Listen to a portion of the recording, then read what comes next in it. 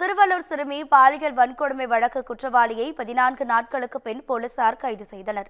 திருவள்ளூர் மாவட்டத்தை சேர்ந்த 10 வயது சிறுமி கடந்த 12ஆம் தேதி மர்ம நபரால் பாலியல் வன்கொடுமை செய்யப்பட்டார். போலீசாரின் விசாரணையின் போது சிறுமியை இளைஞர் ஒருவர் பின்தொடர்ந்து சென்று கடத்தி செல்லும் வீடியோ வெளியாகி பரபரப்பை ஏற்படுத்தியது. குற்றவாளியை பிடிக்க போலீசார் தனிப்படை அமைத்து தேடி வந்தனர்.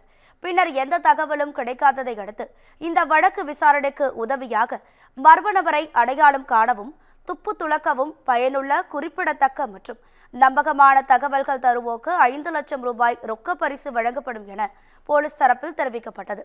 இந்நிலையில் 14 நாட்களாக போலீசார் தேடி வந்த நிலையில் மேற்கு வங்காளத்தை சேர்ந்த இளைஞர் ஒருவரை போலீசார் சூலூர்பேட்டை ரயில் நிலையத்தில் கைது செய்தனர். பிடிப்பட்ட இளைஞரின் புகைப்படத்தை பாதிக்கப்பட்ட சிறுமியிடம் போலீசார் காண்பித்தனர். தன்னை பாலியல் வன்கொடுமை செய்த நபர் இவர்தான் என சிறுமி அடையாளம் காட்டிய நிலையில் போலீசார் தீவிர விசாரணை மேற்கொண்டு வருகின்றனர். இந்நிலையில் செய்தியாளர்களை சந்தித்த வடக்கு மண்டல ஐஜி ஹஸ்ரா கார்க், பாலியல் வன்கொடுமை சம்பவத்தில் தேடப்படும் நபரின் அடையாளங்கள் கைதாகியுள்ள இளைஞருடன் ஒத்துப்போவதாகவும் முதற்கட்டமாக சந்தேகத்தின் அடிப்படையில் இளைஞரிடம் போலீசார் விசாரணை நடத்தப்பட்டுள்ளதாகவும் தெரிவித்தார். ஒரு சந்தேக நபர் நாங்கள் பிடிச்சிருக்கோம். அவரோட அடையாளம், அவரோட ஐடென்டிட்டி நம்ம தேடப்பட்ட எதிரிக்கு மேட்ச் ஆகுது, ஒரே மாதிரி இருக்கதாகவும் இதுவரைக்கும் முதற்கட்ட விசாரணையில் தெரியுது.